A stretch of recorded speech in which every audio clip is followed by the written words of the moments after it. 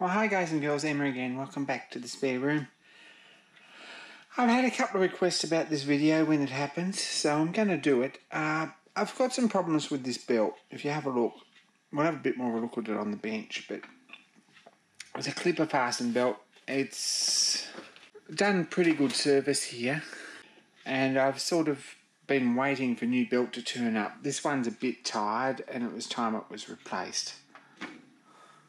It's just got a pin in it, which is, there used to be gut-coated wire, but this one's, I think they're actually a plastic nowadays.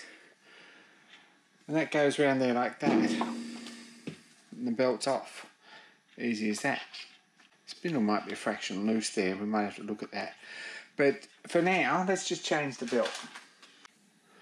So I bought this, we've got 5 metres of brand new, I think it's lathe rubberized canvas belt. It's a nice belt. This is inch by 532, I think, 4mm by 25mm. Smells, it's got a funny smell. It's an acidy sort of a smell. It's quite pleasant, I guess. Maybe, if you like that.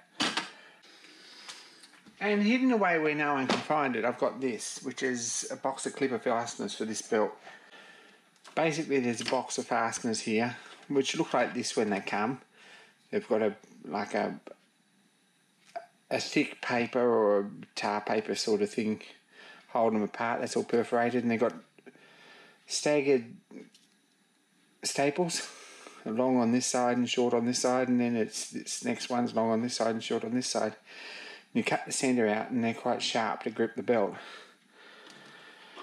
There's also, comes with that, or probably doesn't come and you've got to buy it separately, is pins, and these are plastic coated wire pins.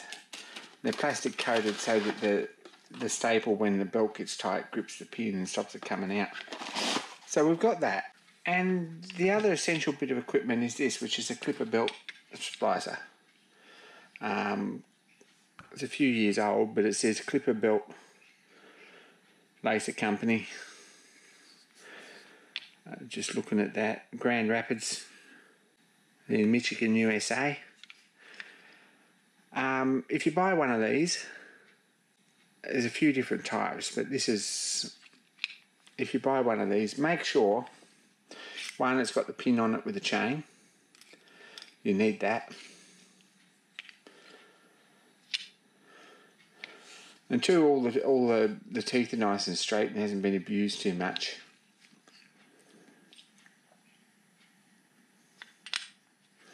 And the base is nice and flat, and it's got scales on it. I found the best tool for this is a Stanzenkoski Barzy Industrial Z-Square. You probably don't have one, but any little right angle square will do the job. So we need that. We'll put this across here and see if it's actually square, which it's not. A nice sharp pencil.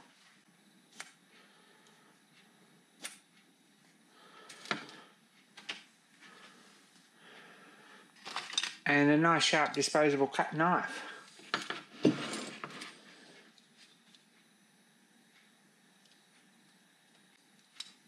We want to get the end nice and square. If you're running old equipment, this is fairly standard. Don't think too much about it, and I don't sort of think, well, everyone needs a tutorial on this, but I've been asked a lot, so probably it's not something that everyone sees all the time.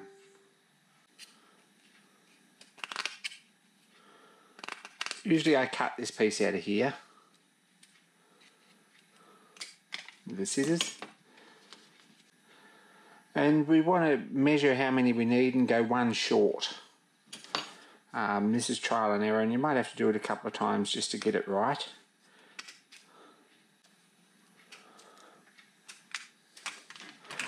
But that paper holds it all together, sort of, more or less, kind of, probably it should.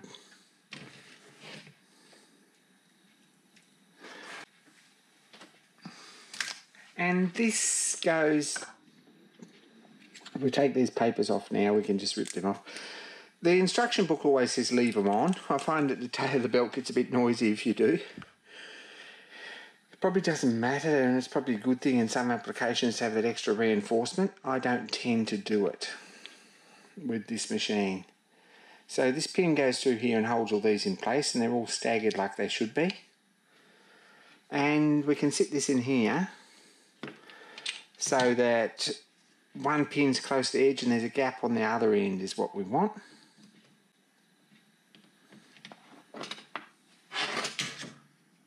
And do this in a vise is probably as good as any. But because we're here on the bench and I can't be bothered going around the vise, and if I do you can't see anything anyway, we do this the portable way.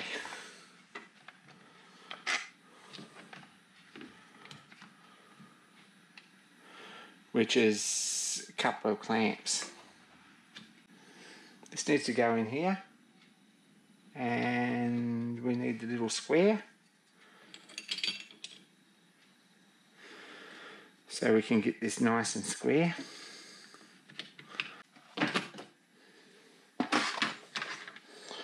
And when we're done, we just take them out, clamp them down, and that's what we've got, is one half of the fastener with the staples in there like that. And we're ready to go. Next thing, we need to measure the belt. We can just measure it off the other one. I believe the other one's probably a bit scratched, and we've got plenty of fasteners, so it won't matter. I've got a lifetime supply of fasteners. It won't matter if I have to do it twice. But this belt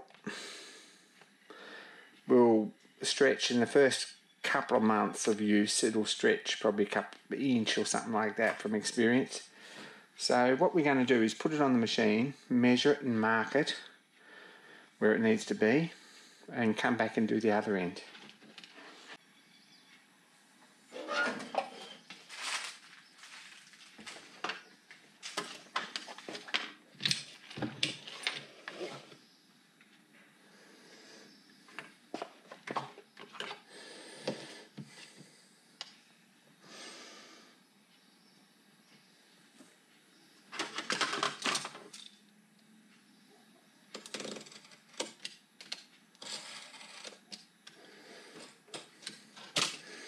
Cut that off nice and square again.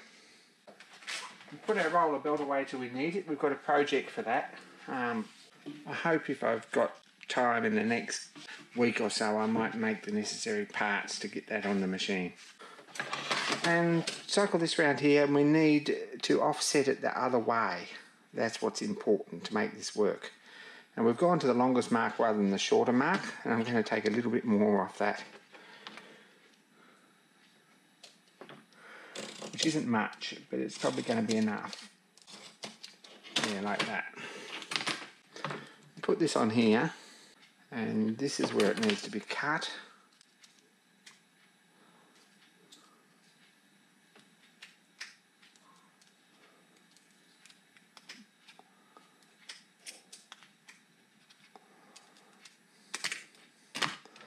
Like so. Put this in the machine.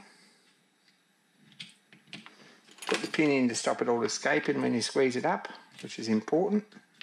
If we have a look, that's in there and the pin goes all the way through. Then we can chop this out without it moving anywhere. Lift the paper off.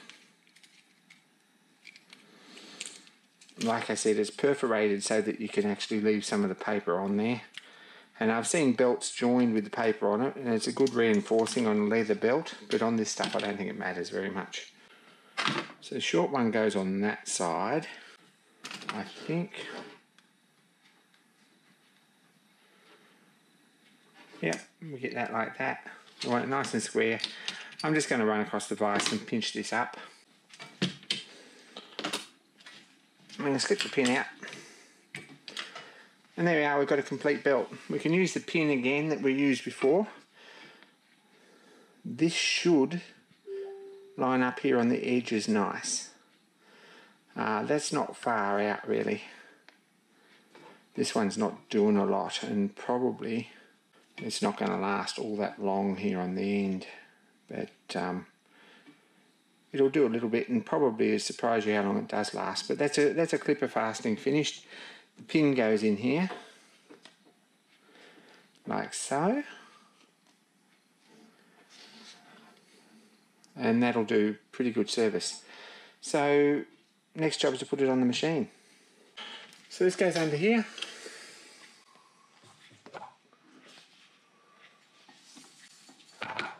And up here.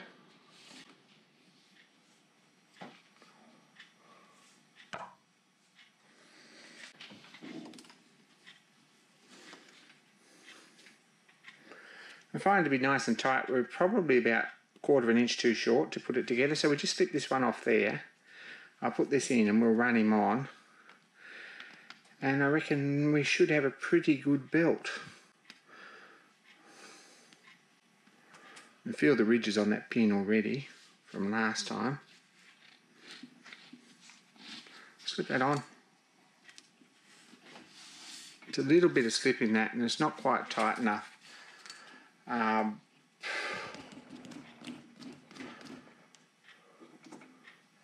Feels a bit loose to me. We'll see how it goes. What I'm probably going to do is slice this off again and shorten him up again on the bad side, and on the side that's not quite so good. In fact, I think I'm going to do that now. So I'm going to slice this off, shorten him up, which is what you usually got to do. Put a new piece of splice on it, and we'll put him back on and see how he looks. So slip this out. Out comes the pin.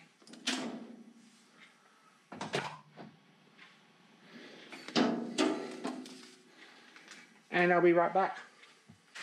And here we go. Let's try again. Put this up around here. Slip the pin in. Slip that up there.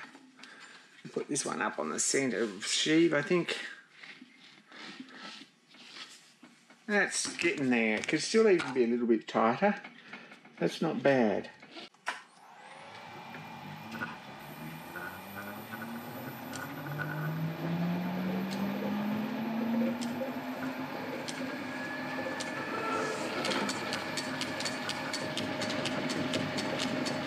We've got a nice healthy click there. You're going to have to live with that in my videos. I don't mind the sound. I think it's a bit therapeutic. I really don't mind that sound. But there are ways you can stop that on a jointed belt. That's pretty good though. I really am pleased with that. And we're ready to go. That's how you fit a belt. So, just a short video tonight. Not that exciting to a lot of people, but of interest, I guess. Clipper belt fastenings, how to put them on.